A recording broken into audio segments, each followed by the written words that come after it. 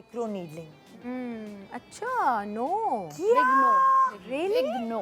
अभी मेरी बहन कल करा के आई है, बदतमीज। देखो, अब मैंने आपसे पहले डिस्कस किया था ना कि इट्स नॉट फॉर एवरीवन। अगर आप एक कांस्टेंट टेम्परेचर में हैं विच इज 26 डिग्री, आपका धूप का काम नहीं है, बिल्कुल। आपका चूल्हे आपको का 4 काम से नहीं है। 5 दिन जो है वो कुकिंग नहीं करनी है, हाँ, आपको हीट के आगे एक्सपोज उसके घर खाना बाहर से आ रहा है 3 दिन पहले ही बता दिया, और उसने बाकी तैयारी पहले से कर ली, 2 दिन की कुकिंग करके रख ली। बिल्कुल सही है।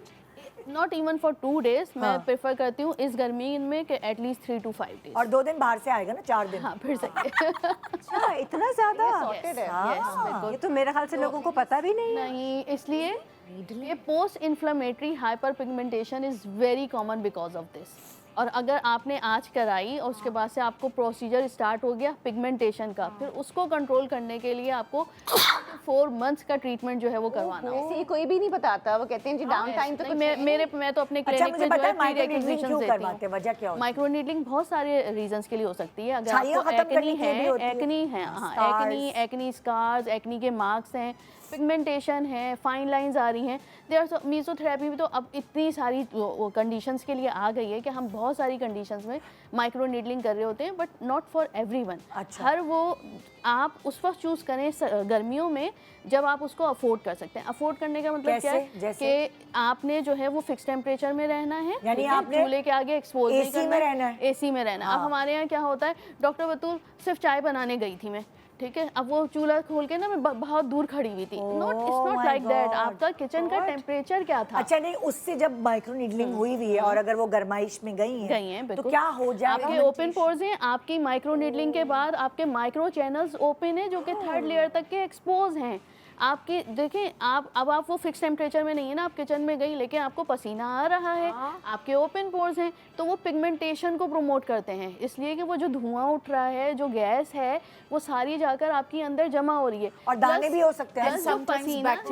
बैक्टीरिया का दाने तब होता है। प्लस जो पसीना है, अगर वो एसिडिक लेवल पे, क्योंकि सुबह उठकर तो आपने पानी नहीं पिया होता कि आपका बॉडी टेम्परेचर फौरन जो है वो अल्कलाइन हो जाएगा, एसिडिक नहीं होगा।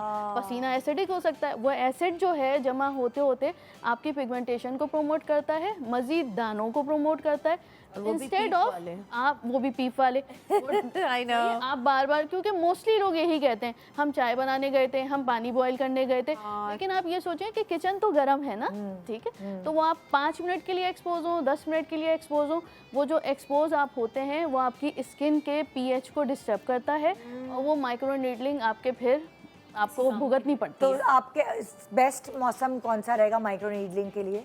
बेस्ट मौसम जो है वो आपका मिड समर के बाद वाला है, मतलब लाइक थोड़ा खिज़ा वाला मौसम। हाँ बिल्कुल, जब नॉर्मल टेम्परेचर अगस्त सितंबर तक के, हाँ बिल्कुल। आपको खुद पता होगा ना कि आप स्वेट नहीं कर रहे या बिल्कुल। एक ठंडे माहौल में है। हाँ। ये और तो बहुत इसके अलावा आपको स्विमिंग अवॉइड करनी होती है। अच्छा। क्या? स्विमिंग गर्मियों में? हाँ, नहीं, माइक्रो अच्छा, मैंने कहा है माइक्रो नीडलिंग ये भी नॉट गर्मियों ये भी में, मिथ है गर्मियों में तो करें आप।